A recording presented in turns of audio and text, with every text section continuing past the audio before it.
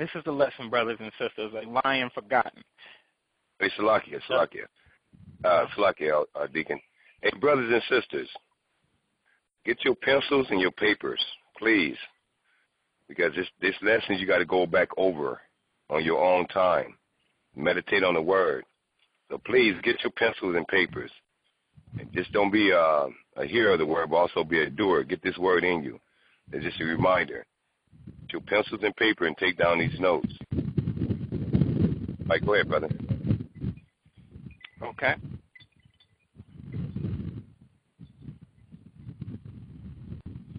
All right, so a lion forgotten. And what I'll do now is I'm going to read what the elders are saying. I'm going to have to read. I will be reading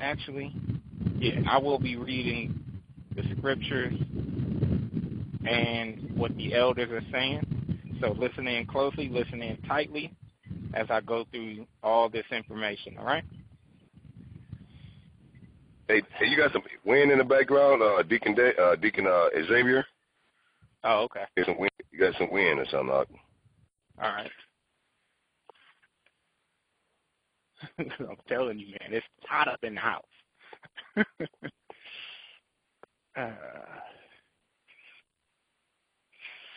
Okay. These are words from the elders. It seems that in the world of wickedness, there are few that resist the foolishness of society, and they learn to just accept it, right? So you got brothers and sisters who resist the foolishness of the society, so they put all this foolishness to the side, like, I don't want to be dealing with all that crap, but they still accept it. And a lot of y'all was this way. You know, you pushed all the madness to the side. It was like, I don't want to deal with this. I don't want to deal with that. But still was accepting the whole movement into a new age with nothing to stand by as far as what you should be telling the people, how to inform the people that they're doing wrong, why they're doing wrong. It was there for you to say it, but you had no words to choose, or you had no words to kind of just stand up and say, you know, that's wrong. Well, now you got it. Now you're willing to you're not accepting it anymore because you know it's wrong. So what the Most High say in Ezekiel 33? He say, warn the wicked from their wicked ways. Warn the wicked. So now you taking that position and saying, yes, this is wrong, and you're not only doing it without any understanding. The Most High has gave you wisdom. So praise AHAYAH for that, right? The elders go on to say at one point, the children of Israel understood that they were a people of law and understood the Father through all trials, even until death. And stood with the Father through all trials, even unto death. So our people would stand. Our people would stand until death. Oh, we talking about we ain't eating pork. You're going to have to hang us before we eating pork. But now that's all changed. We would die before we ate some pork, ate some swine. All right? That's what trials was set up by the devil himself to start killing us off. But you know what they did? They started pumping fear into us. They started separating us, our unity. They started separating our knowledge and our wisdom and started only teaching us partial, started teaching us what they want us to know. So standing with the Father through trials, even until death, has changed. We no longer want to do that. And even now, even as we come into this truth, it's probable that we will stand with the Father. It's probable. Because some of us, knees will shake and some of our knees will break. But we're here to build every brother and sister up to make sure we're going to stand with the Father until death. Okay? So expect that from us. Expect that from us to build you up to say, look, until death, brother, until death, sister, If you ain't going to be able to eat for a couple of days, it's until death, okay? We ain't going to steal. We ain't going to kill. We ain't got to lie to get food. Our Heavenly Father knows exactly what we need, all right? Our Heavenly Father knows exactly what we need. It goes on to say, nowadays we are like a caged lion at the zoo. True. Yes, that lion can still roar, but he does very little. That's exactly what they did. They caged us. Understanding the zookeepers will bring him his food. And check out this parable that the elders are saying here. Look how calm that lion is in those cages. He don't go after nobody. He ain't mad. He ain't upset. He locked up. He just go, I'm here for the rest of my days. I get fed on the daily. If I don't get fed, eventually they'll feed me. I don't gotta hop a gate. That sits just of us. A lion, a caged lion. And everyone takes pictures of us. We're entertainment.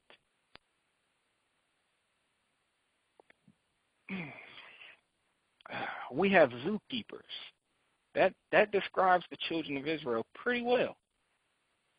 It goes on to say, but I'll tell you, we turn it into, we might be caged still, but soon, and when we get out this cage, which has every hateful, foul spirit, every hateful bird, once we get out this cage, brothers and sisters, this earth is done.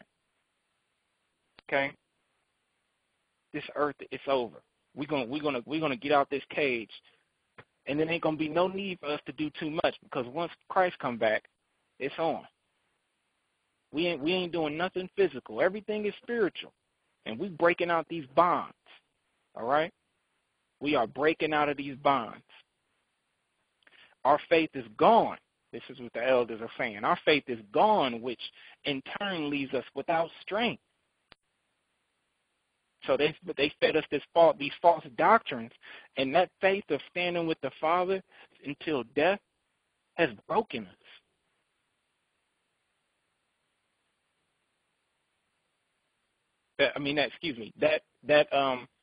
These religions has broken us, has broken our faith to stand until death. We stand without strength. We stand without a backbone, without muscle, because our faith, we are not taught correctly. It goes on to say, let's look at some of the strength that came with faith that our ancestors, which had made nothing, they wanted unattainable. Right? Let me read this again. Let's look at some of the strength that came with faith that our ancestors had, which made nothing they wanted unattainable. So whatever our ancestors wanted, they were going to get it. We're going to read that.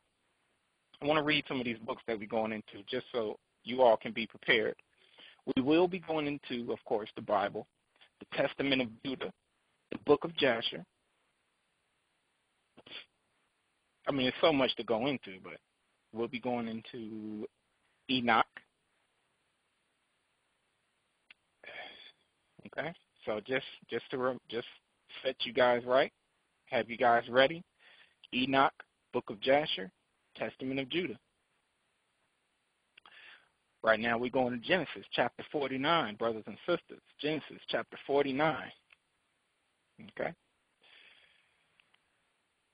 Going to be breaking down Judah first here, and we'll probably be moving into Israel.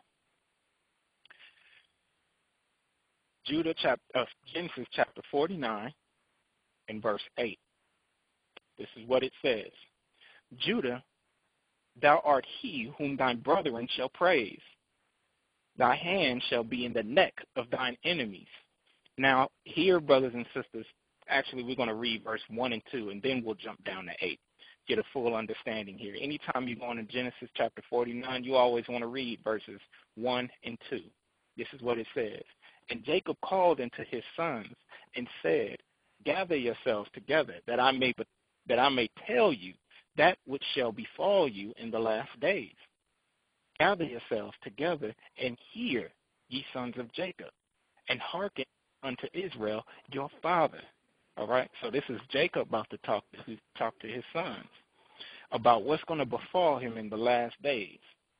Okay, this is what will befall the children of Israel in the last days. Now it's going to go tribe for tribe for tribe. We're going to focus on Judah.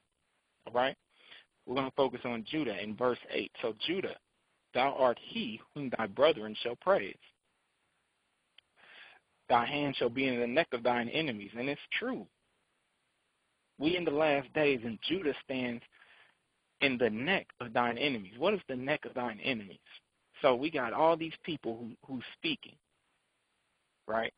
We got all these people who's speaking, and it's so easy for us to take down. Actually, we got this nation. We're going to say this nation, the United States. The United States, we in the neck. If we take down the United States, the whole earth would be amazed.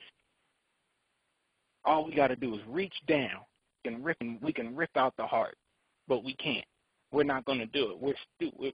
It's going to tell us we're a crouched lion, an old lion. We can just reach down in the neck and it's over for this whole country, for all countries. But we won't do it. Right now we got a black president. He ain't even on our side. We got Israel against Israel. We got the children of Israel against the children of Israel. That's what's going on these days. But we able to take down the enemy, and here we all agree on the same doctrine, on the same name and everything, and we still can't come together to take down the enemies. And not physically, but spiritually. We can break this earth telling the truth. We can't even come together to do that. It goes on to say, thy father's children shall bow down before thee. So these scriptures here are clearly showing you that Judah will be praised and the children shall bow down before Judah. Now, of course, this is talking about Christ. When it says, thy father's children shall bow down before thee, well, what's going to happen? The children, all the children of Israel, out of all the children of Israel, Christ came. That's why the scriptures say, every knee shall bow. Every knee going to bow to Christ. And he came out of Judah. How does the brethren praise Judah? This is one way. When we started rapping, the whole earth started rapping. If we turned our hat backwards, the whole earth turned their hat backwards. If we do a certain handshake, everybody else want to do that certain handshake. If we want to start a new dance move, which makes no complete sense at all, such as Crank That Soldier Boy, the whole earth want to do Crank the Soldier Boy. I'm talking about in Tibet. Ain't never met a soldier boy in their life. A 16-year-old boy makes a song, and everyone wants to crank a soldier boy. How do you crank a soldier anyway? And you make that a dance. That's the children of Israel. We turn something that makes no sense at all and make the whole earth want to do nonsense. That's what it means, our brethren shall praise thee, okay? They look at us and, y'all, we set the trend. We set the trend. It goes on, verse 9. Judah is a lion's whelp from the prey. My son, thou art gone up. He stooped down, he crouched as a lion, and as an old lion, who shall rouse him up? So you got these events that constantly happen in America. Who's going to rouse up Judah? He's an old lion, crouched down from slavery. I mean, think about it. You go back on Wikipedia and you just check the census on how many black people it was compared to how many Europeans it was. Excuse me. How many Negroes it was compared to how many Europeans it was. I mean, you had stacks of us in the boat, and we just kind of just sat there. We just kind of sat there, brothers and sisters, and we came. And we did whatever they asked us. We sitting here on the chopping block, on the blocks, and they selling us. And it was so easy for us to break out of there. Why? Because it was more of us than it was them. I'm talking about, brothers and sisters, 200 slave masters. I'm talking, it was 1 million of us. If it was 200 of them, 200,000, excuse me. It was 1 million of us. Go look at the census. It's on Wikipedia, and you'll look at it and say, what happened? Why? They pumped so much fear in us because they were killing us off. They'd hang us in front of everybody else. They'll whip us in front of everybody else and say, you don't want to be whipped, do you? We crouched down, brothers and sisters, and we ready to pounce. So we have these small events like the Black Panthers, like Marcus Garvey, like these riots that happen from time to time. With Judah, once Judah started rioting in L.A., what happened? Everybody else started shooting guns. Started robbing everybody. The whole city got set on fire. That's how you know we the children of Israel. We ain't going after nobody else but ourselves, setting each other's homes on fire when we not the enemy. Now imagine all the children of Israel down in L.A. going up against the true enemy, the true spiritual wickedness that's in high places, which is the government. That would have been a big change. It would have been a big change. But instead, we burned each other's houses down and businesses down, and that's what they wanted. They get that out of us every time. Oscar Grant. They not attacking the government. They may have burned a couple cop cars. They're not attacking the government. They attacking businesses within their own community, which in turn is going to cost them more than what they're riding for. At the end of the day, brothers and sisters, all the way up until now, we crouch down. Little things is coming. This whole Sterling thing, they're showing us. They're telling us now. We're going to start kicking people out of these coliseums, not because you're talking about black people, but because you're talking about gay people. Remember, black is the new gay. That's what's coming. That's what they're showing us through this Sterling character. Black is the new gay. So just because they kicked him out and, oh, you can't talk about black like that, brothers and sisters, it had nothing to do with black people. Okay? Remember, they all thought Magic Johnson was gay. That's what they thought. They thought he was gay. This is what it's turning into. It's a gay movement that's happening. So now, if you're talking about gay people, you're going to get fined a couple thousand million. There was a brother caught kissing. He wasn't caught. He did it out in the open, kissing some other dude, right? Practicing homosexuality to the fullest in public. Another football player said that was disgusting. He got fined for saying that was disgusting. You don't have freedom of speech anymore, brothers and sisters. He got fined $10,000 for opening his mouth and saying what was wrong. That's coming, all right? This is what's coming in this country. You say something against black people, gay people, they've been saying stuff against black people forever. I don't know why Donald Sterling's thing is something new to everybody, but they've been talking about black people forever. Ain't nobody been fined $10,000. Dude wasn't even fined. He's not going to give no reparations. No one's getting reparations. You understand? I'll hop on that subject for a minute there. The elders have something to say. So the prophecy lets us know that one day Judah will leave off of fighting like a young lion and become an old, worn-out lion. And that's exactly what happened. We became worn out. They beat us until we got tired. They separated us until we knew not one another. Okay? Christ is who will rise them up again. That's YASHAYA, our Lord and Savior, will rise us up. That time is coming. I hope you all are ready. This is prophecy in the making. This is history in the making. It's happening all over again. I'm going to read out of this Testament of Judah, chapter 2, 1 through 7. Okay?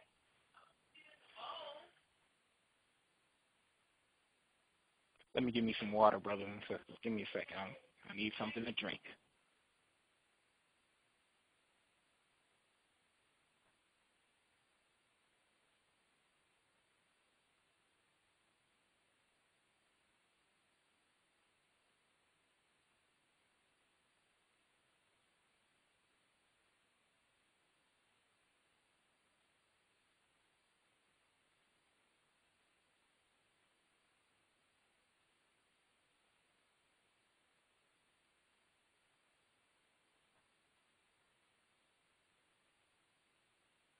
And just to say something else on this whole Sterling thing, probably about sometime last year, CNN played a video of an old woman getting out of her car.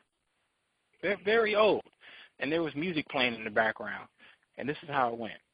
Some known rapper that I don't know about, known to the people of the world, he made a song, and this is how it went. Nigga, nigga, nigga, nigga, nigga, nigga. Nigga, nigga, nigga, nigga. That's all he was saying the whole song. That's how his chorus went, should I say. Nigga, nigga, nigga, nigga, nigga. That's what they played. Did they get in any trouble? No. They're not. They're not. What black people gonna do about it? Nothing. The same thing they're doing about Donald Sterling. Nothing. They're going to sit there and talk and say, oh, this was wrong, that was wrong. Y'all are a lion crouched down. Don't y'all can take down the whole NBA? Tell the NBA y'all start your own league. Watch what happens. All hell will break. They will drop bombs on any coliseum you black people build, you Negroes build. They will drop bombs. Okay. Testament of Judah, chapter 2, verses 1 through 7. Listen in. And the Lord showed me favor in all my works.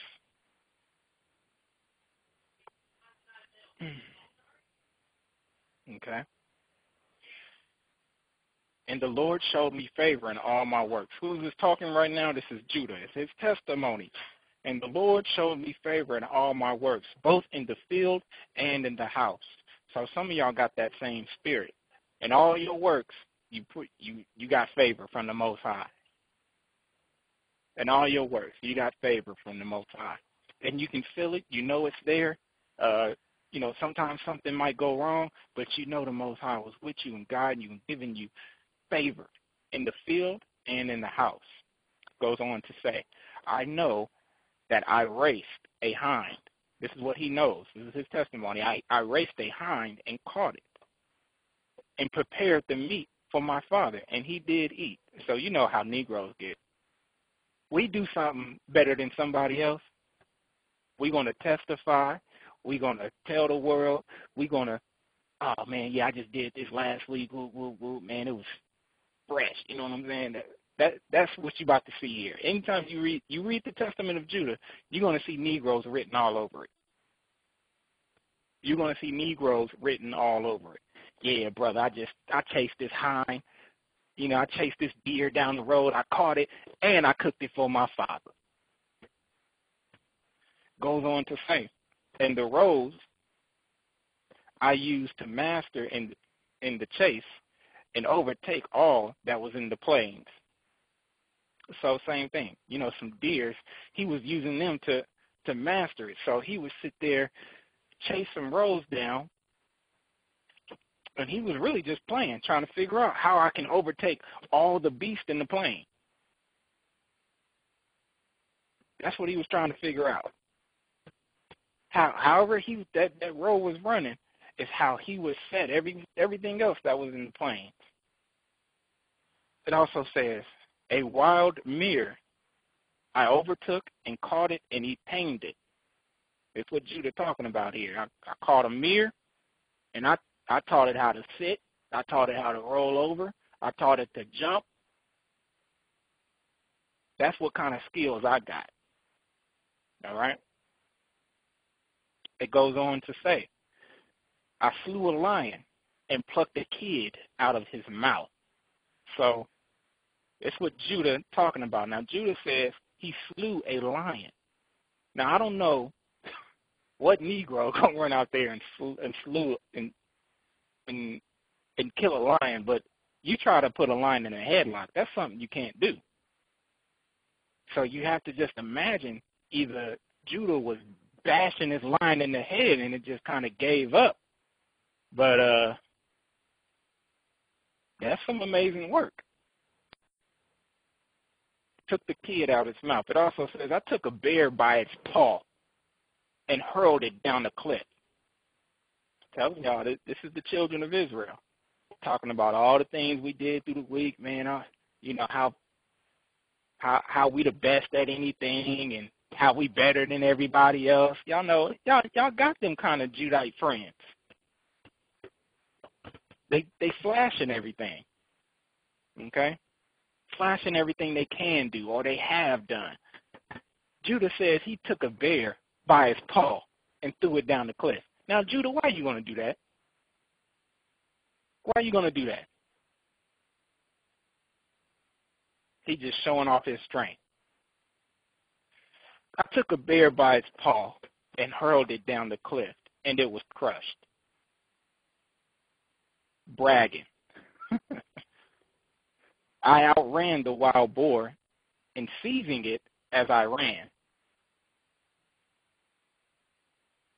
I tear it in sunder. This is Judah catching wild boars and just ripping it apart. A leopard in Hebron leaped upon my dog, and I caught it by the tail and hurled it on the rocks, and it was broken in twine. You know how Judah feel about their dogs. That's how Judah feel about their dog. So he seen this leopard jump on his dog. He took the leopard, caught it by the tail, threw it on the rocks, and it broke in half. It broke into two. Goes on to say, I found a wild ox feeding in the fields and seized it by the horns, whirling it and stunning it, and I cast it from me and slew it. The wild ox. This is what he's doing to the animals. Judah, do you have anything else to do besides exercise your strength on the animals of the field? That's us. If we strong and stuff, we're going to make sport of it. And mind you, in the Testament of Judah, he tells his children, which is the Negroes in America, he said, don't use your strength for sport. And what they out here doing? They're using it for sport. He tells us this. Our ancestor, our forefather, he tells us, don't use your strength and your speed for sport.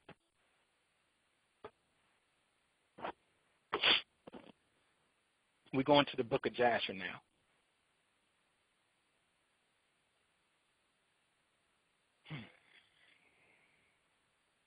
Okay. Going to the book of Jasher, chapter 54, verses 46 and 47. All right?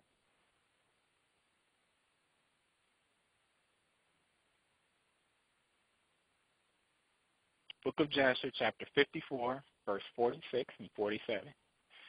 This is what it says. And whilst they were fleeing, Judah and his brethren pursued them unto the house of Pharaoh, and they all escaped. And Judah again sat before Joseph and roared at him like a lion. All right, so let me just set the scene here. In the book of Joshua, chapter 54, Judah and all his brethren went in to Pharaoh, and they were coming. Remember when they went down to get food and stuff like that for their father, because there was a famine in the land, and they had to come down, and they seen Joseph, didn't know it was Joseph. So what was going on at this point was Joseph was about to apprehend all 12 of them.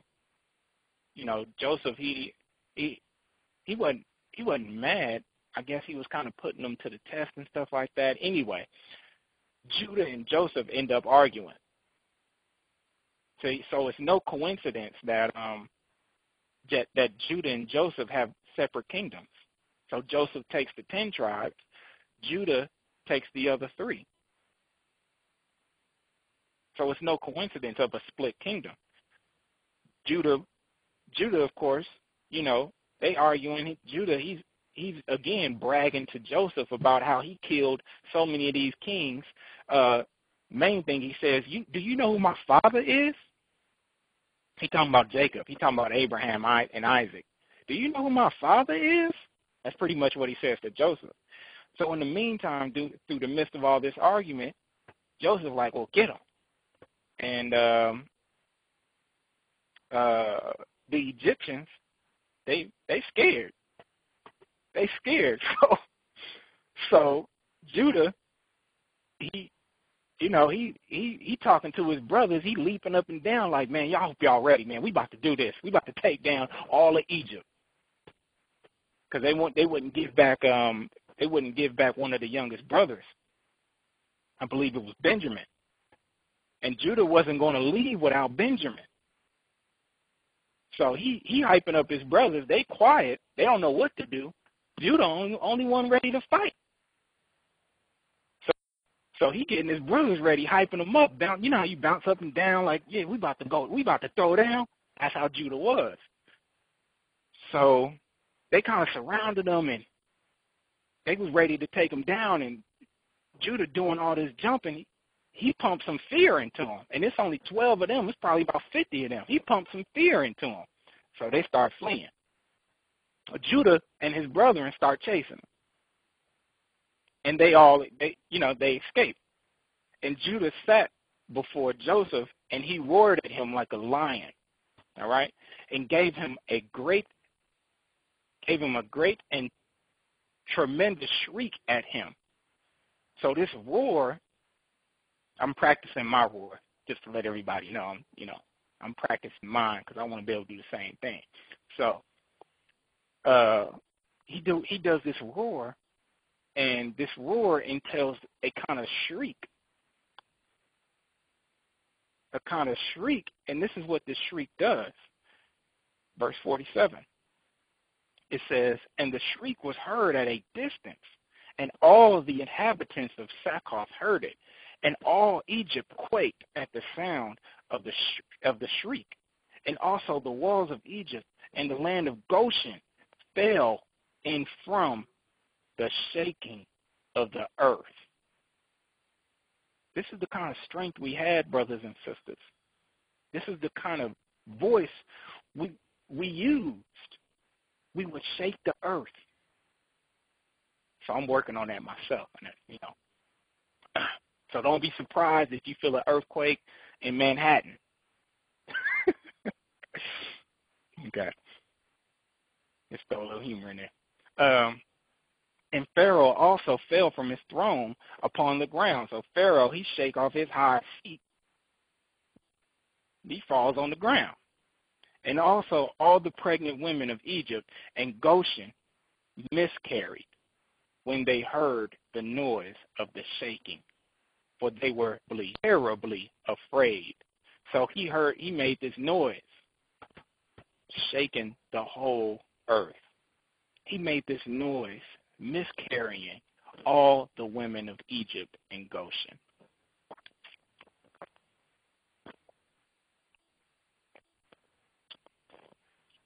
miscarrying all the women of Goshen, frightening all the women of Goshen.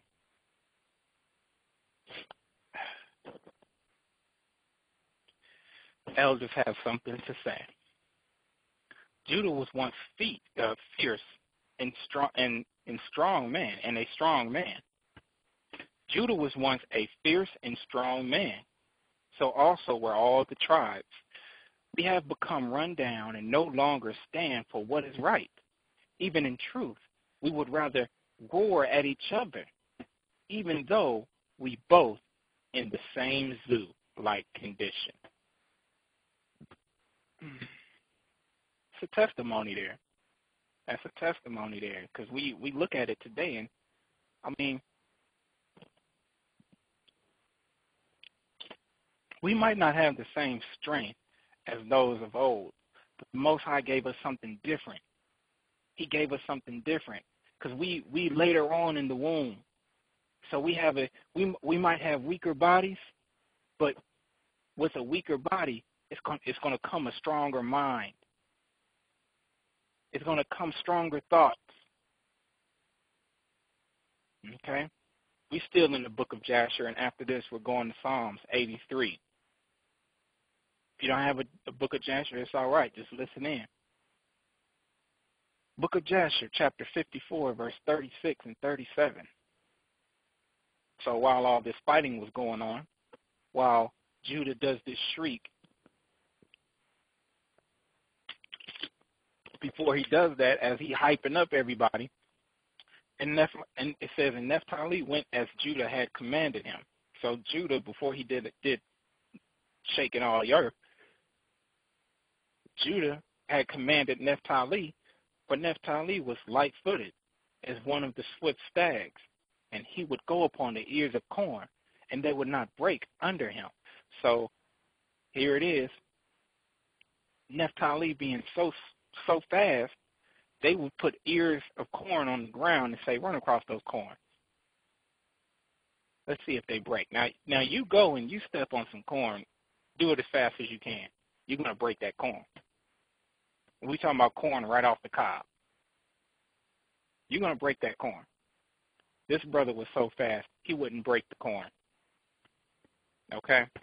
It goes on and it says, and he went and numbered all the streets of Egypt and found them to be 12.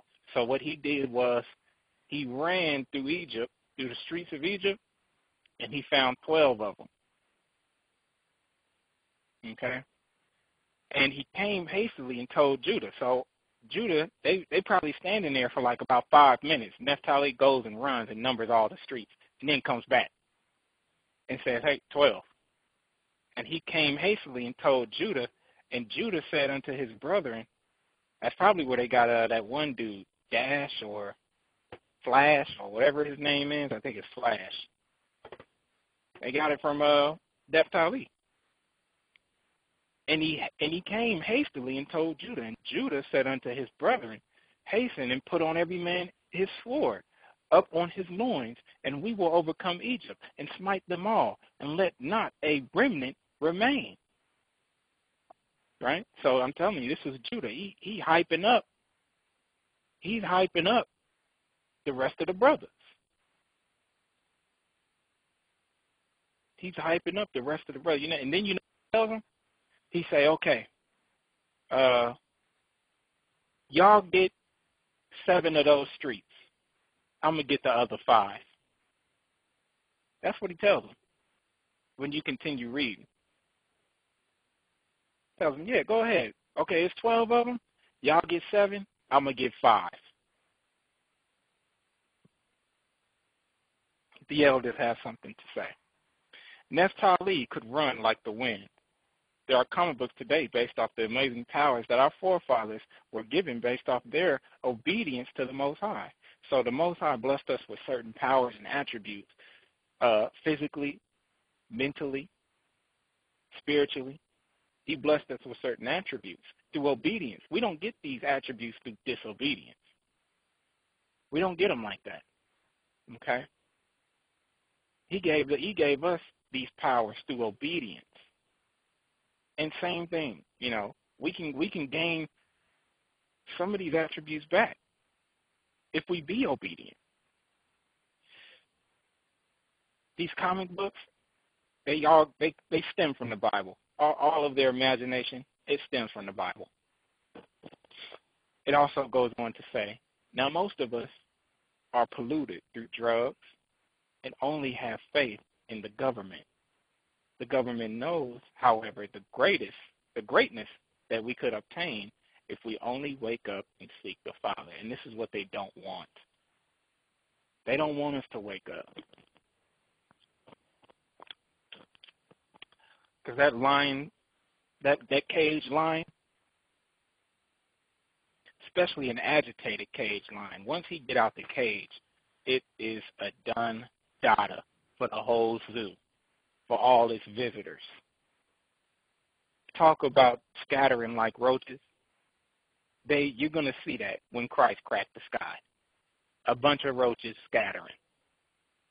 All the tribes will mourn because we ready, because our redemption is near.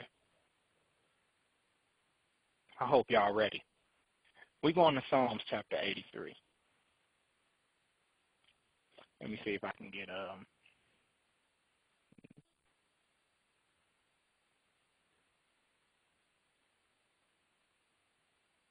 is Brother Reggie on? He's not on now. Let's press star 5 for anybody that volunteers to read here. We can get a volunteer. Go ahead and press star 5. You got a quiet background?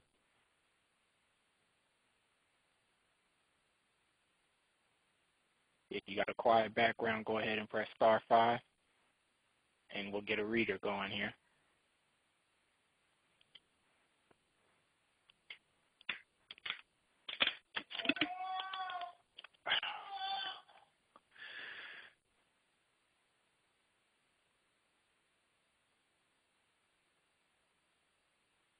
Okay.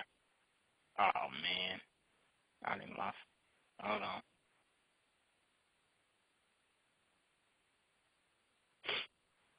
So we're going to Psalms chapter 83. It's all good. I had to hold it down. Psalms chapter 83 and verse 1. You all know this pretty well.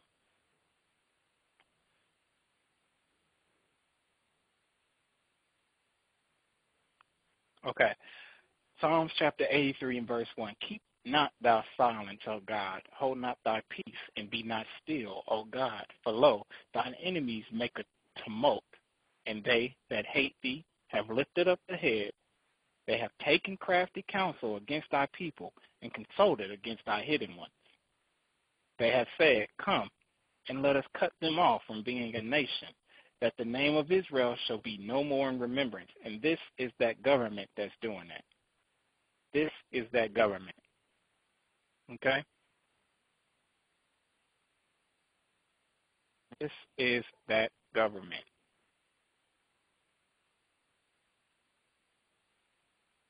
They want you to be African American. They want you to be Christian, Muslim. They want you to be American. They want you to be Chinese. They want you to be anything but the children of Israel. Be anything. Be anything but that.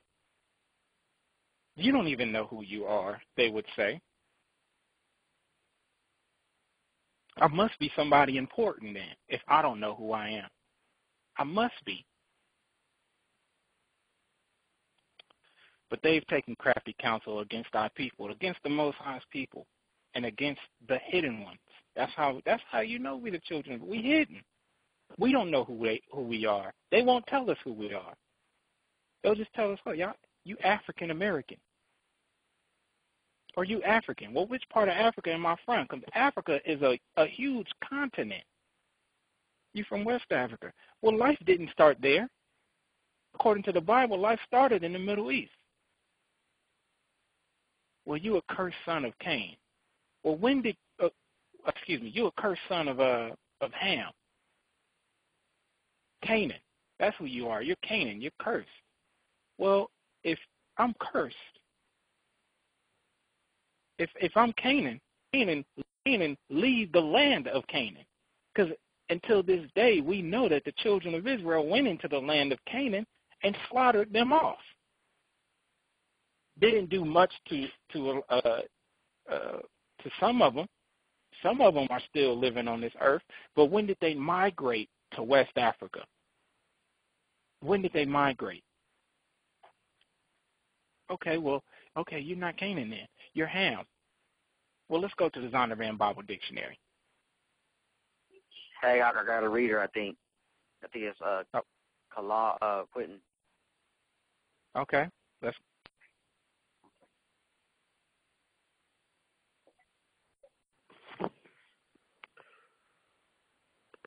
Shalom, Ak. I was trying to press my, it wasn't working, but I got it.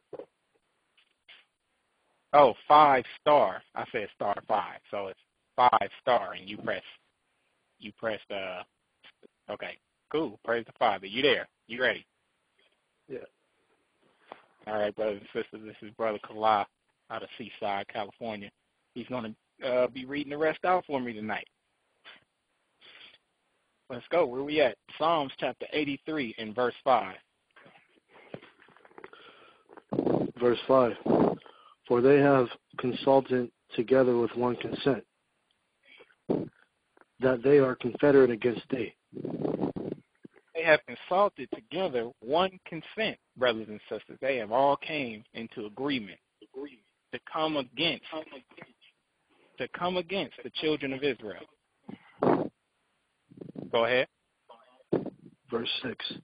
The tabernacles of Edom and the Ishmaelites. We talking about the highest forms here. It's going to start off with the Idumeans. Okay? The Idumeans. They said in this confederacy. Who was Idumean? That's our twin brother. That's our twin brothers. Okay? That's who we're going against. So when you're looking at these movies of Evil Twin, all right? When you're looking at these movies, Evil Twin and Good Twin, that's what you're looking at, Esau and Jacob. You're looking at the same thing that's going all across the earth, where Europeans versus so-called Africans.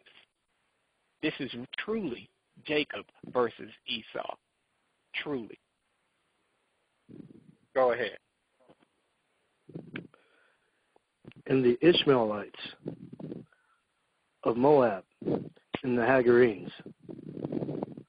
The Ishmaelites, Moab, right? So Ishmael, y'all know who Ishmael is, the Arabs.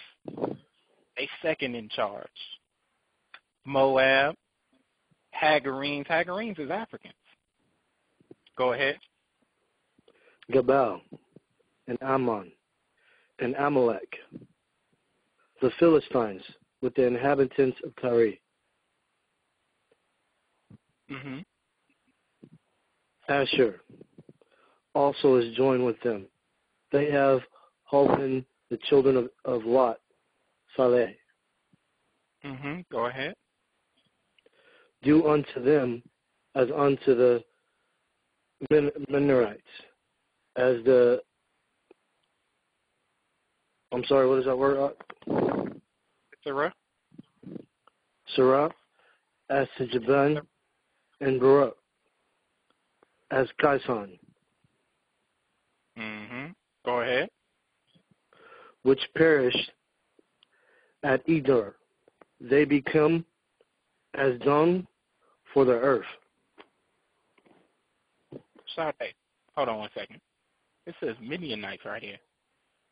It says Midianites. I'm going to look this up. Yeah.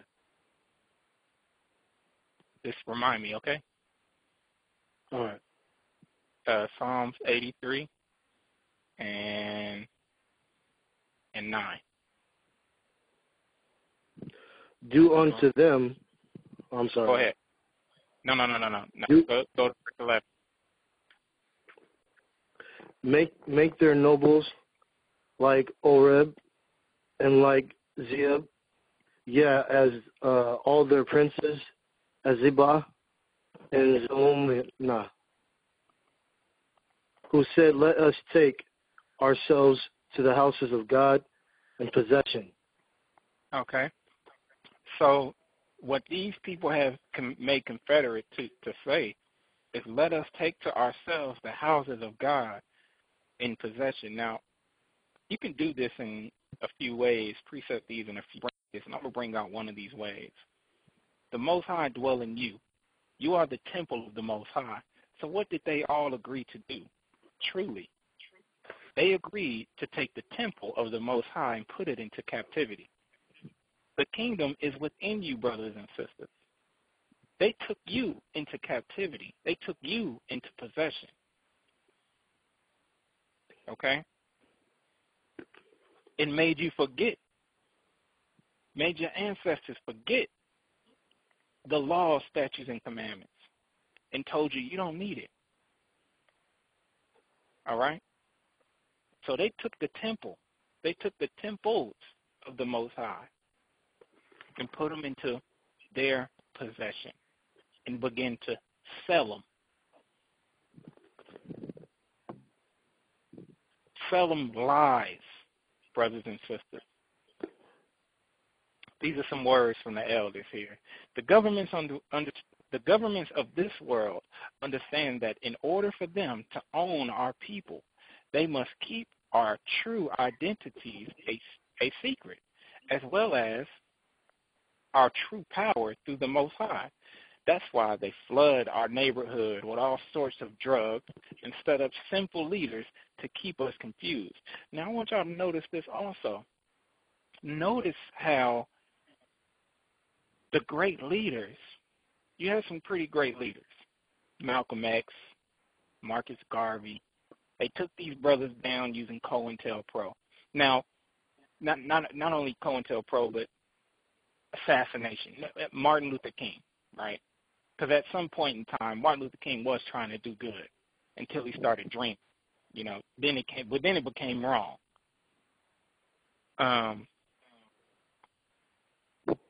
For example, we'll say Martin Luther King. Who took his place? Jesse Jackson. Who y'all think set up Martin Luther King so he can take Martin Luther King's place? And did a terrible job at it. But Jesse Jackson. Same thing with Malcolm X. Malcolm X he was bringing the fire, man. He started figuring things out. Guess who took his place? Farrakhan. You all understand?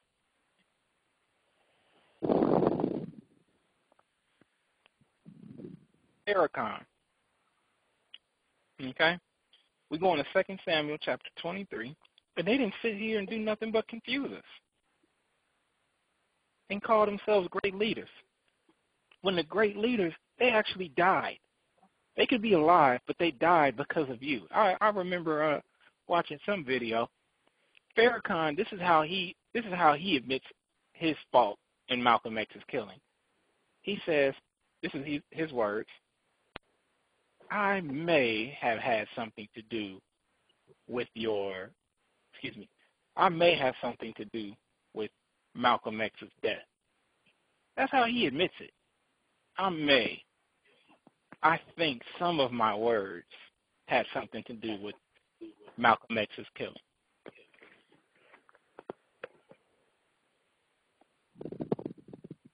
Okay? So that's the leaders that set up today. The leaders have blood on their hands. That's what's going on. The leaders got blood on their hands.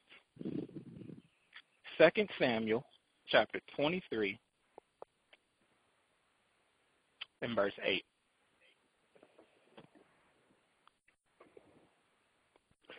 All right, 2 Samuel chapter 23, verse 8. These be the names of the mighty men who David had. So these are just some examples of mighty men in the children of Israel, okay? Let's go ahead and read that. The second one, that sat in the seat, chief among the captains, The same was Adino, the Eznite. He lifted up his spear against 800, whom he slew at one time. This one guy slew 800 men at one time. Now tell me which one of y'all would decide to take a spear and go up against 800 men?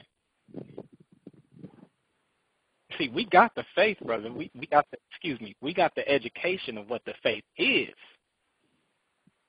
We got the education of what the faith is. But when it comes to exercising it, are you ready? This guy lifts up one spear and slew 800. All right? This is where we all need to be building ourselves to. This is where we need to be building ourselves to. And not that we going out there and we starting a war with anybody. We ain't trying to do all that. Spiritually, we trying to be set for the war that's coming. Okay? And if we got to pump some fear into these brothers and sisters that's coming against us, they wouldn't be brothers and sisters. If we got to pump some fear into them, we might have to stand up, look them dead, and say, look, we the children of Israel, dead in the eye, and say, we the children of Israel. Strength and the power of the Almighty backing us, and we might have to make some examples. Because apparently when we do make examples, we'll shake all the Africans, okay? We'll shake the whole Europe. We'll shake the whole Asia, all right? Because that's what happens. When they hear what we do and what we have and what power we're working with, they're going to back down. Let's keep reading. In verse 9. And after him was Eleazar, the son of Dodo, the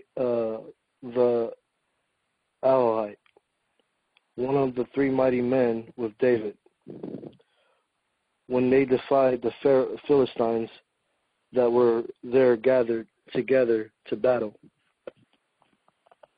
And the men of Israel were gone away. Verse 10. He arose and smote the Philistines until his hand was weary. And his hand clave unto the sword. And the Lord wrought a great victory that day.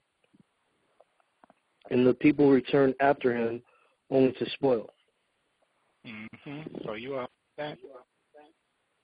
This man has his hand cleaved unto his sword after taking down the Philistines. Yeah. Verse 11. And after him was Shemath, the son of Agi, the Hagarite. And the Philistines were gathered together into a troop, where was a piece of ground full of lentils. And the people fled from the Philistines. Go ahead. Verse 12. We read Verse 12. But he stood in the midst of the ground and defended it and slew the Philistines.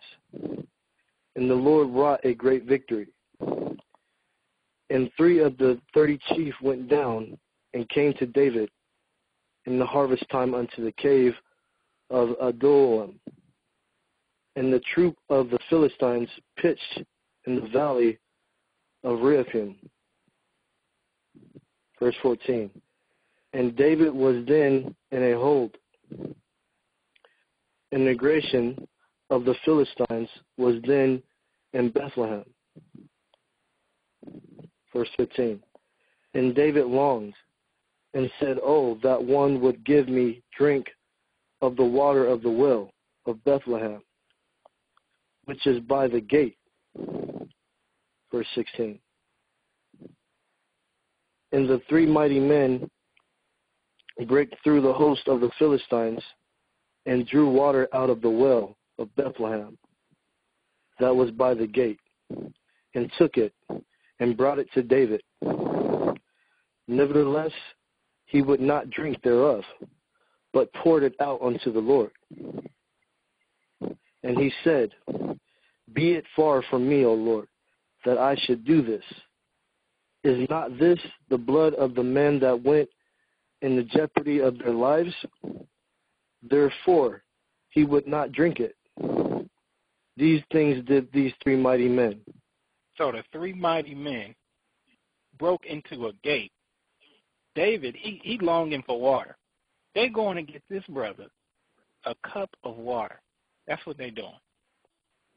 He's thirsty.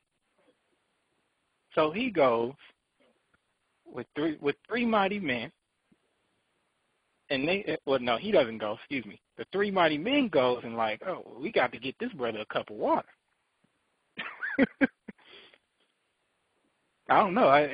It's hard to get some sugar out of a brother and sister nowadays. That's what we turned into. We can't even get a cup of sugar.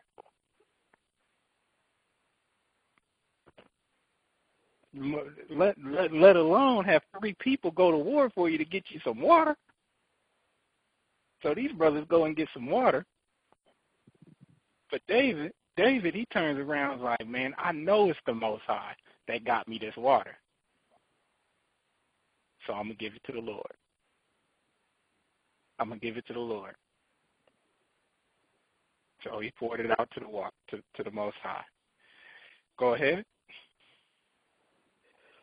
And verse 18.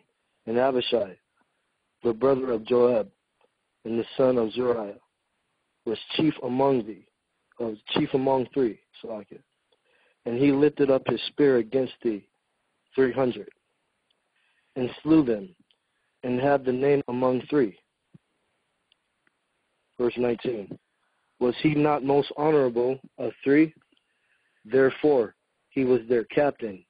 However, he attained not unto the first three. And Benaiah, the son of Jehoiada, the son of a valiant man of Kabzeel, who had done many. I'm sorry. Valiant man. Yeah, valiant man of Kabzeel, who had done many acts. Slew two lion-like men of Moab. He went down also and slew a lion in the midst of a pit in time of snow. Now that's not the best time. That's not the best time to fight a lion in the snow, let alone in the summer. I don't know about y'all, but I don't know too many that's gonna go fight lions, tigers, and bears, except Dorothy.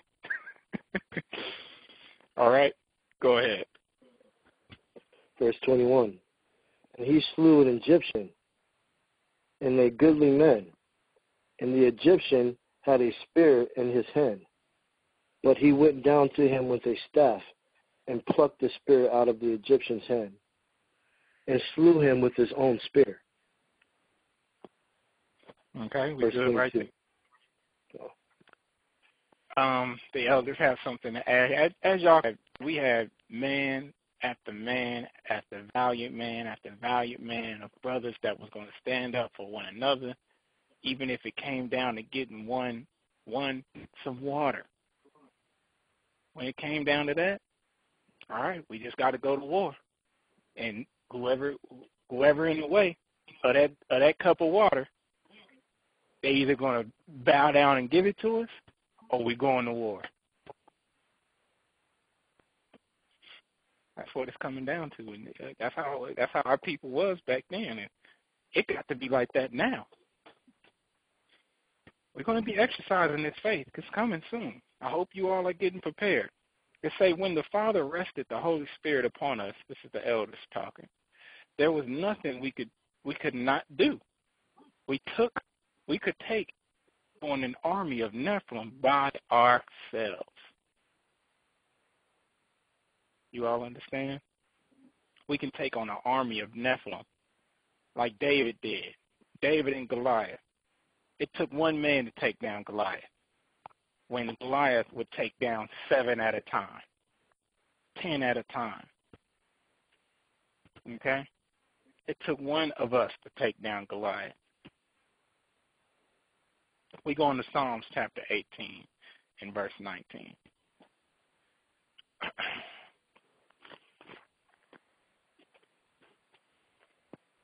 We're just going to read Psalms chapter 18, verse 29.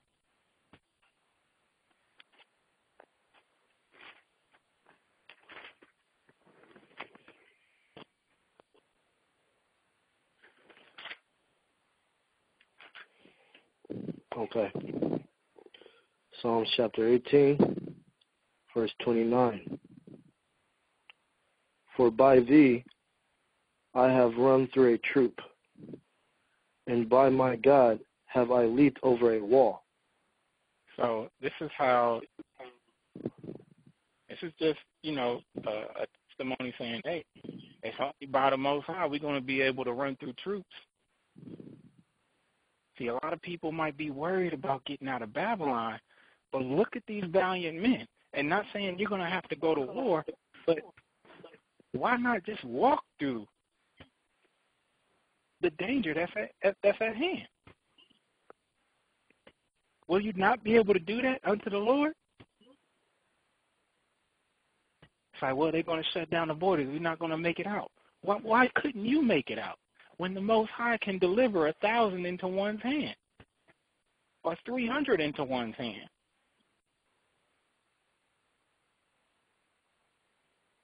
You're going to have to try your faith. Brothers and sisters, it's been many times where you can testify that you've seen the Most High work. Okay? So don't let anything be a stumbling block to you. Don't let anything get in your way. Nothing can get in your way. You're going to make something happen. It ain't on your time. It's on His time. You can make almost anything happen on His time. Okay? The elders also have something to say here. They have invented different types of super soldiers in hope of fighting against our future selves. Excuse me. They have invented different types of super soldiers in hope to fight against our future selves for those who will make it to the time where they will receive their incorruptible body. So this is what all this warfare is about. It's not only about killing us off. It's also getting prepared for the worst. And the worst is us. That's what it is. The worst is us, brothers and sisters. That's what they're getting prepared for. They got to make these invisible armor suits so they could assume that we can't see them. But the Most High is our eyes. They got to make these big weapons of war, of mass destruction, so they can take us out. But the Most High is our strength. So there's a difference between us and them. We have the Creator on our side, in which He decides what goes down and what's not going to go down. And praise the Father, He's on our side and not theirs. We go into Enoch chapter 15 and verse 8. Do you have a book of Enoch, brother? Yes, sir. Okay. We go into Enoch chapter 15 and verse 8, and I'm going to finish what the elders say here. They are trying to prepare as much as possible for YASHAYA's return, knowing they are going to need some major backup. They're going to need some major backup. So they sit here, they prepare for about war. They will not be able to defend themselves in, no matter how much money is spent, or if it's even money being spent at all. They're going down. they're all going down. And our weapons of warfare are not carnal. It's spiritual. So prepare. Prepare them by telling them the truth. Enoch chapter 15 and verse 8. Go ahead. Verse 8. Evil spirits have proceeded from their bodies, because they are born from men, and from the holy watchers is their beginning and criminal origin. They shall be evil spirits on earth, and evil spirits shall they be called. Verse 9. As for the spirits of heaven, in heaven shall be their dwelling. But as for the spirits of the earth, which were born upon the earth, on the earth shall be their dwelling. Verse 10. And the spirits of the giants afflict, oppress, destroy, attack, do battle, and work destruction on the earth, and cause trouble. Go ahead. And cause trouble. They take no food, but nevertheless hunger and thirst, and cause offenses. And this is how you know you're dealing with a demon. When they cannot stop eating. You look at the movies, they show you that these demonic entities, they ride in line with Enoch. You look at some of these demonic movies, and I'll put out there one of them, Casper the Friendly Ghost, which I don't know any ghost that's friendly, let alone playing the guitar and all that other stuff. These ghosts, they eat and never finish. And it just goes right through them. He makes a big plate, big meal, and they eat, and it falls right through, keeps going through. There's also another movie called Insidious. One of the children is possessed. Can't stop eating.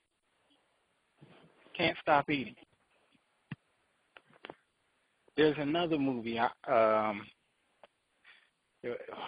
the name of this movie? It was a Jewish rabbi who was casting out a demon out of a little girl. And this little girl was possessed. Couldn't stop eating. She would eat. She had pancakes on her table. She put the whole pancake in her mouth. Okay? So these demonic entities, if they ain't came from the Most High, they work in destruction. That's it. End of story. They work in destruction. So they take no food, but nevertheless they hunger. They hunger. They're going to continue eating. They're going to eat. And what's an example of that? An example of that is parasites. Parasites. And that's you know, them parasites that go into the belly, what do you call it? Like a round worm, or I don't know what necessarily it's called, but tapeworm. Tapeworm goes in the belly, and it's there. It's eating all the food. It never gets full. Everything you eating is eaten too. That is going to affect your personality. All these parasites, guess where they're running off to, and making and trying to get to your central nervous system. That's what parasites do. They try to make it to your central nervous system. Once they make it to your central nervous system, they affect how you communicate, how you perceive, and how you perceive things, and how you express things. So that's why you hear people in our communities, especially, angry and upset. most likely it's some type of that's linked in to their central nervous system. And some people can't control how they move, and they might be walking down the street, they can't stop moving. That's your nerves. That's your nerves. You can't stop moving. I was looking at some video. This girl is just sitting down, and she's making all demonic faces. And next thing you know, her arm goes up and hits a dude in the face. And she just starts punching him. Mind you, he's just sitting there. He don't know what's going on. And it was just overtime. Kind of just start fighting. He ends up getting arrested. So that's how biased the system is. That's how you know they biased. He ends up getting arrested. But this girl puts up her arm. She don't know what she's doing. She just freaks out and just slams his head against the car train door. Maybe it might have been a bus or something, whatever it was. But these are things that's in control of your central nervous system.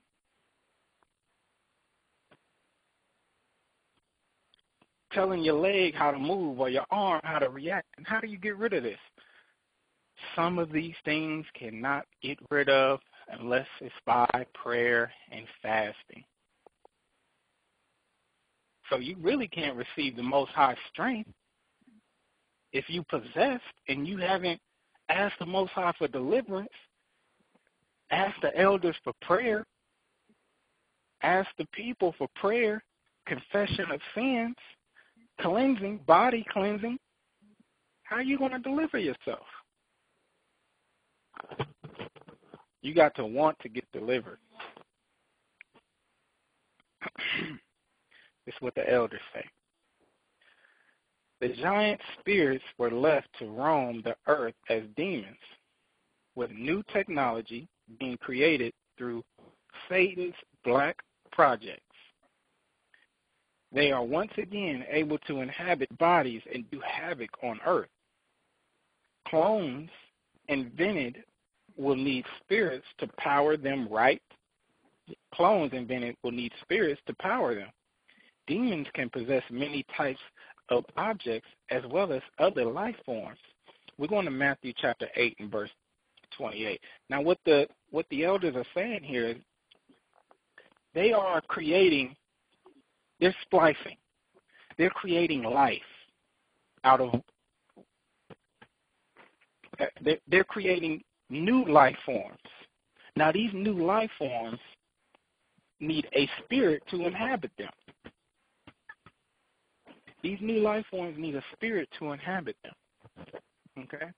So what happens is this clone gets created, say of a human or a pig or something, or a fish. These GMO, genetically modified organisms. Okay? Something has to inhabit them in order for them to operate. Now, a machine is different because that's not life. But some type of animal or some type of being created that's genetically modified, that they put together using machines, something has to inhabit them. And this is what it is. The spirit of the fallen ones. The spirit of the fallen ones. Because these entities, when the watchers fell and slept with women, those spirits didn't have a place in hell. Those spirits didn't have a place in heaven. So once that demonic devil Nephilim being died, that spirit would roam the earth searching for destruction, searching for an entrance into something it could habitate in. We're talking about spiritual warfare, brothers and sisters. Spiritual warfare. They're going to start making these clones and so forth and so on. So in making these clones, who do you think they're trying to come up against? But the Most High is good. He gives us strength. He gives us knowledge. He gives us wisdom to take down any Nephilim being. And all we can say is bring it on. We ready. We're going to Matthew chapter 8 and verse 28. Matthew chapter 8, verse 28. And when he was come to the other side, into the country of Gergesenes, there met him two possessed with devils, coming out of the tombs, exceedingly fierce, so that no man might pass by that way. Mm-hmm. Verse 29. And behold, they cried out, saying, What have we to do with thee, YASHAYA, the most Son of the Most High? Art thou come hither to torment us before thy time? Verse 30. And there was a good way off from them, and heard of many swine feedings. Verse 31.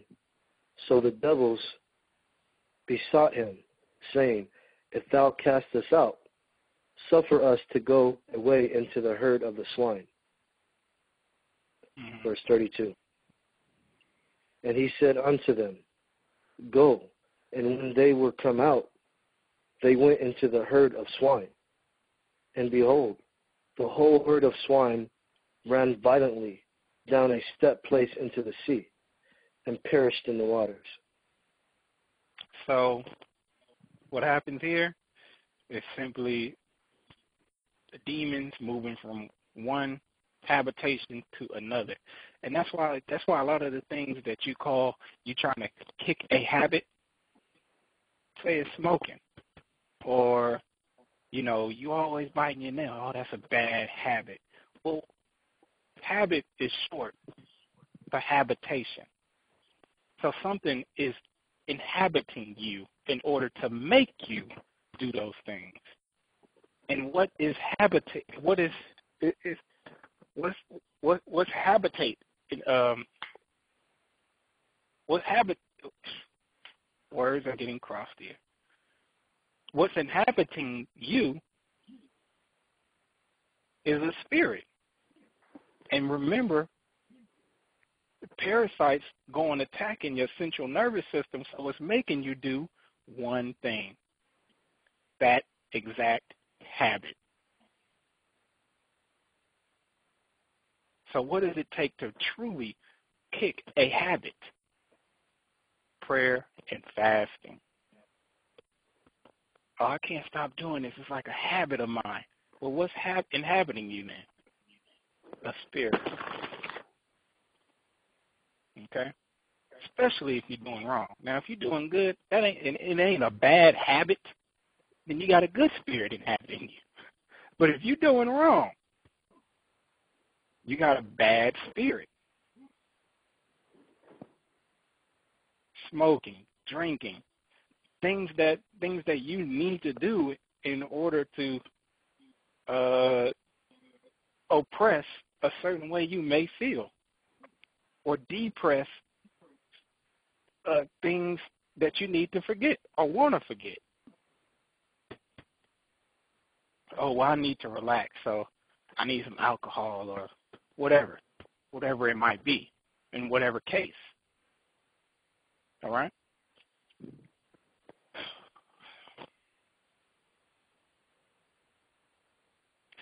Let's go to 1 Corinthians chapter 1 and verse 10.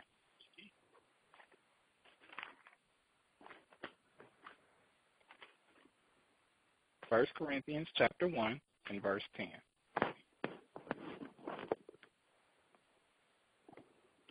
Okay. This Go is ahead. 1 Corinthians chapter 1, verse 10.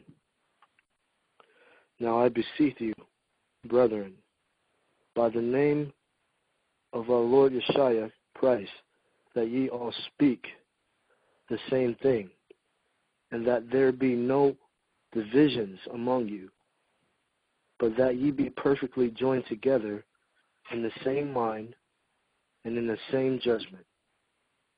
Okay, so what's going on here is what it's going to take in order for us to be an actual power.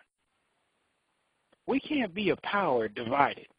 Because a house divided cannot stand. That's why we're trying to get all the brothers and sisters together to say, hey, we coming together and we're going to be tighter than ever. We're going to have one mind, one body, one spirit. We all going to operate, okay?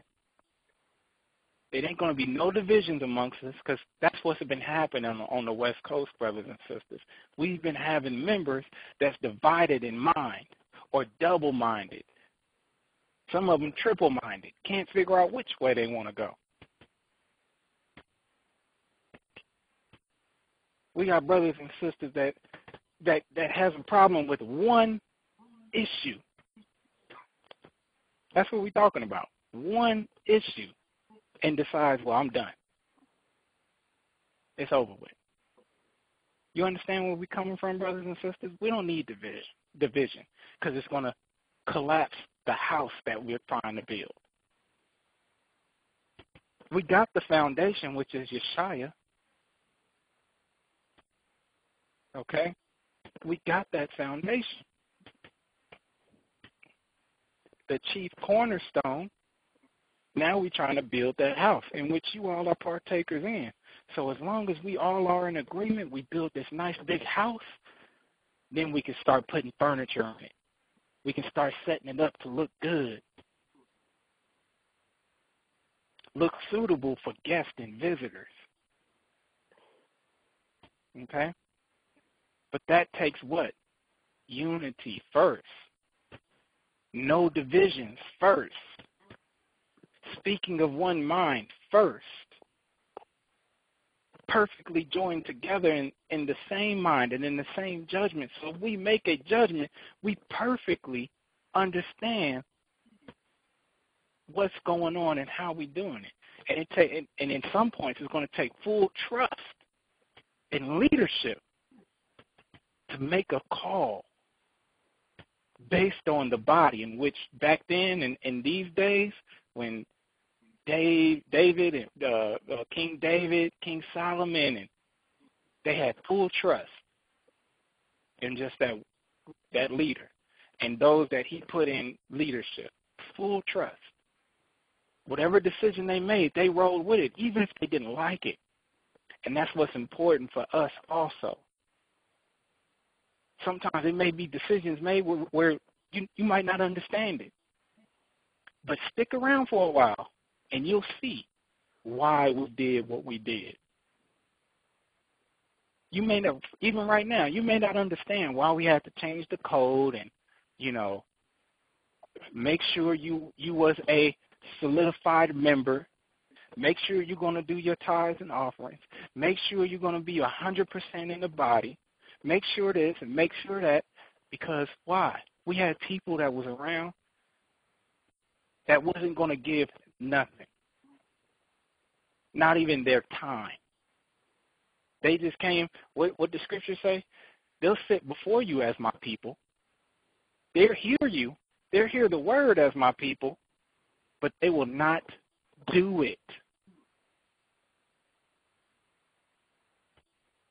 And that's the environment we had set up amongst a lot of people, amongst the true brothers that was dedicated to each other.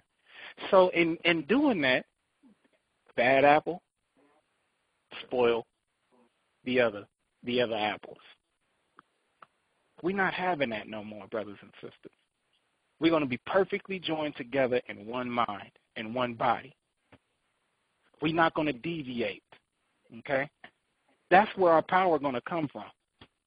You can go do all the sit-ups and all the push-ups you want to do, which I kind of do right now, And it ain't going to turn to anything unless you have that one unity in the faith, that unity in the faith, that unity in building this house on the foundation of YASHAYA. Okay, the elders have something to say here. And then we're going to Acts chapter 2. Actually, we're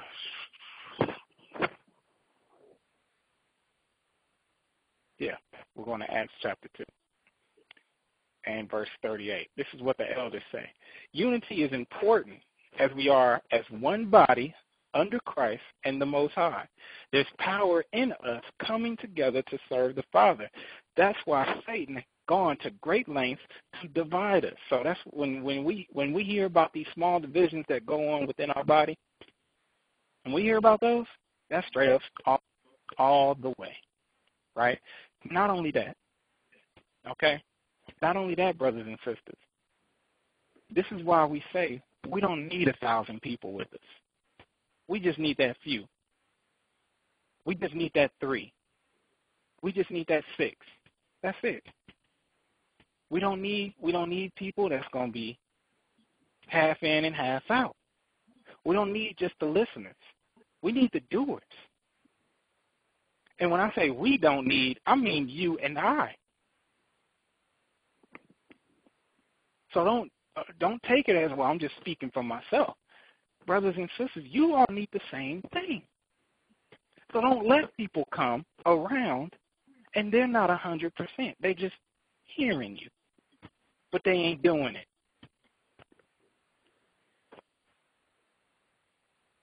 When it turns into that, watch the growth. Watch the growth. You'll see it grow more than ever. Okay? Let's go ahead. Acts chapter 2, verse 38. Okay.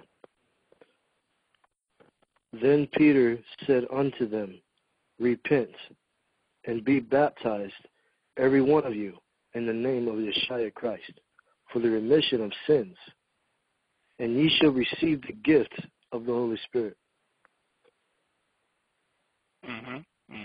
Go ahead. Verse 39.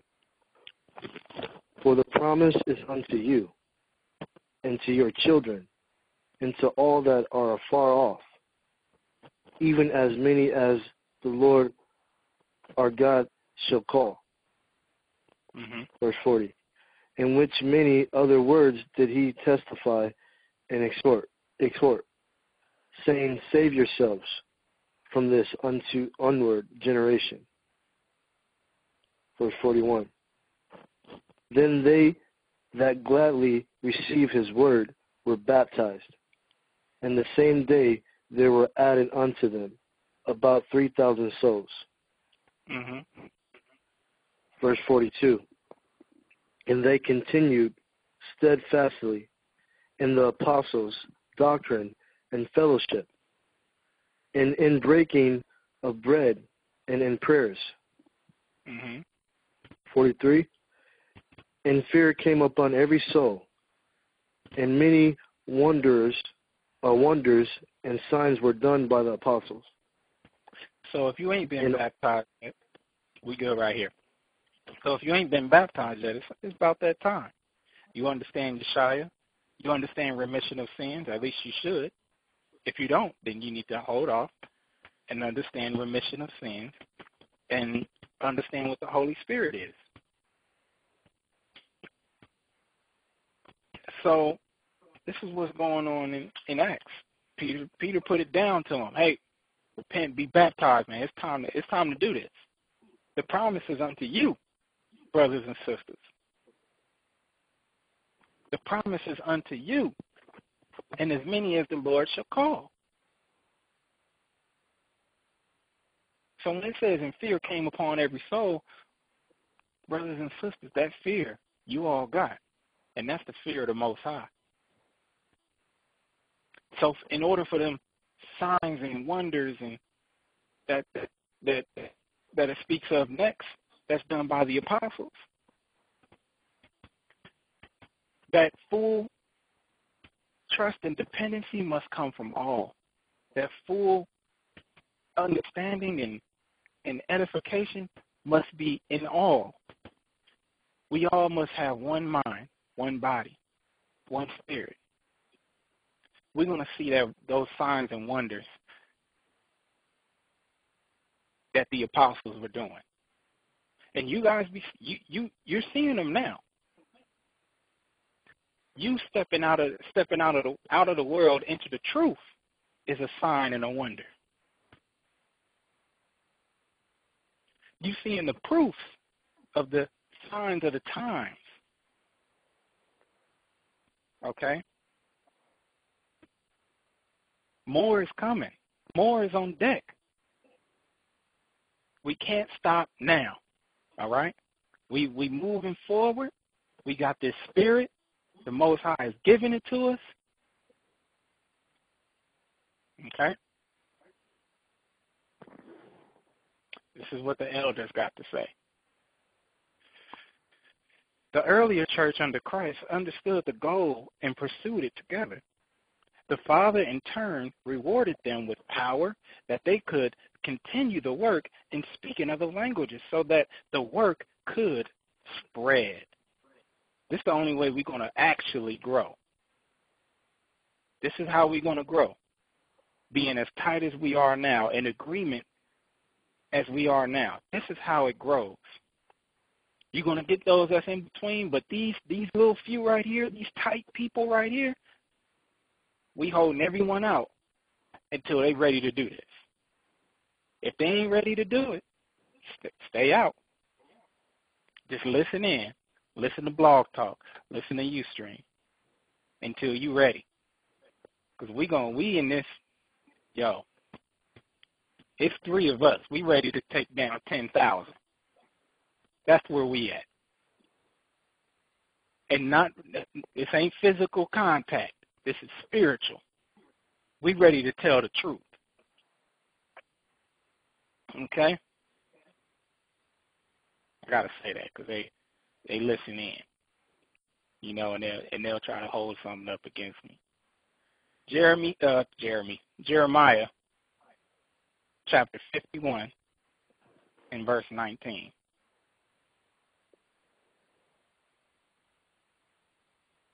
Jeremiah, chapter 51, and verse 19. We got 2 more scriptures here. If you got any questions, you got any comments, press 5 star. Okay? Any questions, any comments, press 5 star. Am I still being heard? Yeah. Yes, you're loud and clear. Okay. Jeremiah, chapter, you said 50 or 51? 51. Verse 19. The portion of Jacob is not like them, for he is the former of all things, and Israel is the rod of his inheritance. The Lord of hosts is his name. Verse Jacob, 20. Yeah. Okay. Israel is the rod of his inheritance. Go ahead. Thou art my battle, axe, and weapons of war. For with thee will I break in pieces the nations, and with thee will I destroy kingdoms. So when Christ come back and he cracked the sky, his plan is already set. I got this brother doing this. I got that brother doing this. This the battle plan. We ain't got to. We're not gonna break ranks. They're gonna do exactly what I tell them, how I tell them, and the strategy is we're gonna see a city and we're gonna walk straight into it. They're gonna shoot. They're gonna stab. They're gonna do whatever they can to get out of this judgment, and they will not be harmed. They will be incorruptible. So it's kind of like how you see in the movies where they play that when they play that music, go dun dun, and you just see some brothers walking real slow, about to take somebody down. Yeah, they just walking real slow, going dun dun. Every time they take a step, it goes dun.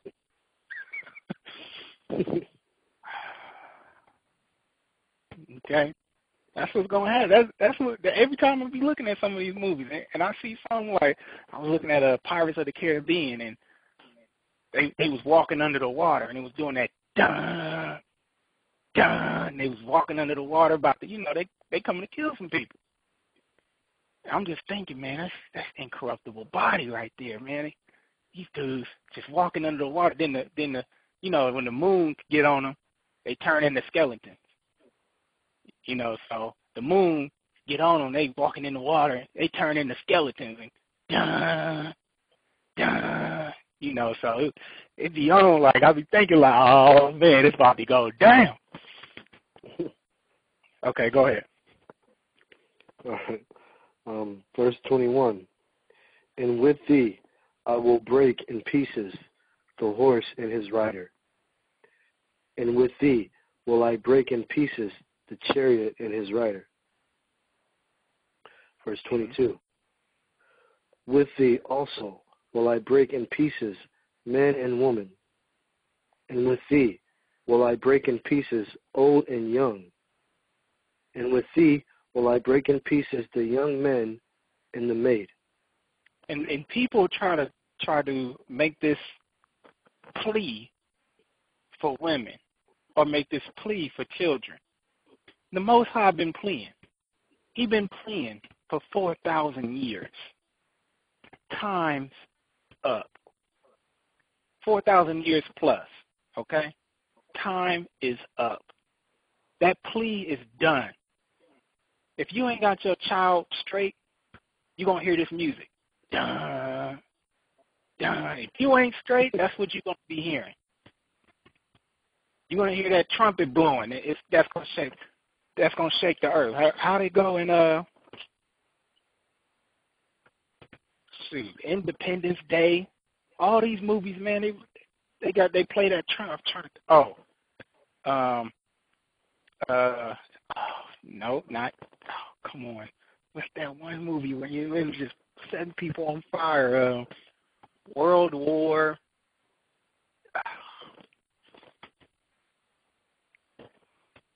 It was with Tom Cruise.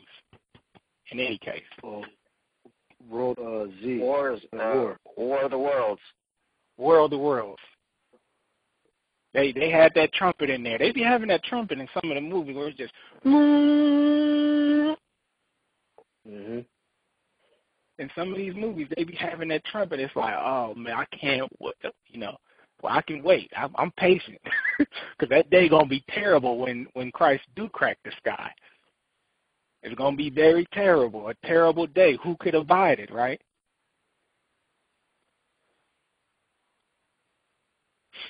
But when that trumpet blow, it's over. All that. It's no mercy, whether you man, woman, child, married, unmarried, homosexual. He don't care. You had your time. You had your time. You got your time now. Okay? Go ahead. So all that, well, I can't imagine a God that's going to kill children. Why would he kill children? Because they ain't got it right. That's why. Why should they live?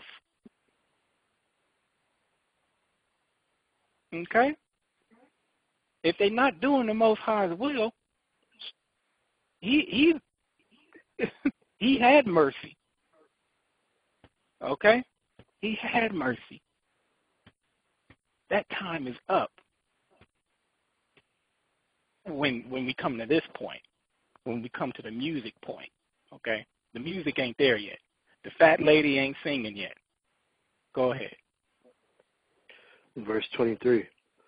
I will also break in pieces with thee the shepherd and his flock. And with thee I will break in pieces the husbandman and his yoke of oxen. And with thee will I break in pieces captains and rulers. Verse 24. And I will render unto Babylon and to all the inhabitants of the Chaldea all their evil that they have done in Zion, in your sight, saith the Most High. So at the end of the day, brothers and sisters, when Christ come back and he got that blood on his garments and that music was playing, he was using the children of Israel. And he was walking with them, not breaking rank. I can't imagine him. I can't imagine. Well, I'm imagining him leading the pack, and it's just he tired. He can't take it anymore. He's just waiting on the right time to pass it, give all things to the Father. Once giving all things to the Father, the Most High, like, all right, it's over. Hellfire and brimstone to all the wickedness. Now, he could snap and make it happen, but nah, he don't want to do that. He want to exercise his strength, which is the children of Israel. The children of Israel waiting to do it. Okay, in the name of the Most High. Go ahead. Verse 25. No, we go right there. We go right okay. there. What does that say? Read it. Verse 25. Behold, I am against thee, O destroying mountain, saith the Lord, which destroyeth all the earth, and I will stretch out my hand upon thee, and roll thee down from the rocks, and will make thee a burnt mountain. Oh, yeah, I just had to hear that because that's concerning Babylon. So you're going down. Mark chapter 16 and verse 16. Okay? Sorry, say that again.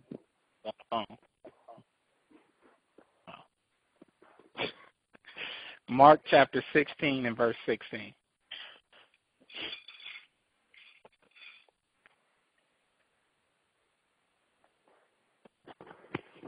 Okay. Mark chapter 16, verse 16. He that believeth and is baptized shall be saved, but he that believeth not shall be damned. Okay, so if you don't believe already, it's trouble. Now, we out there converting people, but it's at a point, it's easy to tell who believe and who don't, okay? It's easy to tell. This information is easy to understand. Everyone's speaking English. We're not speaking different languages. Okay? So if you don't believe, you're damned, or shall be damned, because you got grace. You're going to hear this word. It's going to take some time to resonate. If it resonated and you ain't doing what resonated within you, your conscience, you're going to be damned. It ain't no shalom. Go ahead. Verse 17. And these signs shall follow them that believe. In my name shall they cast out devils. They shall speak with new tongues. Verse 18. They shall take up serpents, and if they drink any deadly thing, it shall not hurt them. They shall lay hands on the sick, and they shall recover. It's coming, brothers and sisters. Last two verses is Romans chapter 13, verse 11. This is what the elders say. Great miracles are promised to those who are baptized and have faith. Even overcoming of the so-called laws of physics are possible to those who believe. And that's just point period blank. We're going to be breaking the laws of physics. Like I mentioned in the Pirates of the Caribbean, they was walking underwater. We're going to be walking on water. Talking about what's good. We ready. Shaking the earth. Okay? I'm ready. Romans chapter 13, verse 11. Go ahead. And that, knowing the time, that now is high time to awake out of sleep. For now is our salvation nearer than when we believed. Mm-hmm. Verse 12. The night is far spent. The day is at hand. Let us therefore cast off the works of darkness. Let us put on the armor of light. Verse 13. We good right there. So again, if you got questions, just press *5. And last thing what the elders say here, it says it is time to wake out of sleep. Excuse me. It is time to wake up and stop attempting to destroy each other and focus. So that's a lot of the brothers and sisters here. We're not here to destroy one another. We're here to build each other up. We're going to make things happen, and we're not going to take away. We're not going to keep from. We're going to have open arms to each other. It goes on to say, the end is far closer than we know or imagine.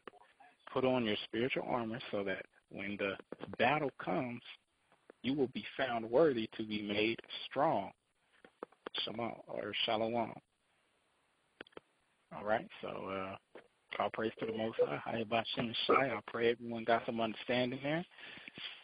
And Elder Gabar, did you have anything to add? Yeah, excuse me, I don't know if you guys hear the noise. My neighbor's just giving a party, and I'm outside. So forgive me for that, people. Hey, Tony, let me get a phone check. Yes. You get a phone check? How many people we got on the line? We got 23 right now. All praises to the Father. Hey, that was a long study. That's the longest study I ever heard Deacon Xavier give. Okay, and first of all, I want to thank you, Deacon Xavier. You brought the information out beautifully, brother. And I pray that all the brothers and sisters took their notes and go back over it. And like I stated earlier, hey, we got to bring these people in. That's what we're called to do. We're not called to sit on our hands or play church, like I like to call it. Most brothers that know me, I always use that word. Let's stop playing church. You want to play church? Tomorrow, we got 100,000 of them open. And we pretty much came up out of that. So let's do this work. The Bible tells us through much tribulation, we're going to enter into the kingdom. Okay? So just remember that. Don't be scared to speak up. Use wisdom, but don't be scared. Don't be a religious freak where you just say, blah, just blasting people. When you got the time to speak it. Okay? So I just want to thank Deacon Xavier for bringing this study out. And thank the listeners for staying in there because this has been a long study, but it's well worth it. We spend more time in that in the clubs, in the movies, and so on and so forth. The Bible says this word is going to be the stability of our time, meaning that when everything is going haywire around you, you're going to be kicking back. You're like, man, I knew this was going to happen. It's like watching a movie 2 times. You know what's going to happen. You're going to be scared when the boogeyman come out the door, out the window, or in the door, out the door. You already know what's going to happen. That's why it's important that we stay in this word, in this book. And believe what that book says, the words in that book. There's nothing new up under the sun. We're going to go through this here. So put on your whole suit of armor and be ready. Be ready to fight this spiritual warfare. The Bible says we deal with spirits and principalities in high places. We ain't going to fight against the man. Vengeance is the Most High. When I learned to say YASHAYA bust up that sky, hey, you want to be accounted as one of his soldiers.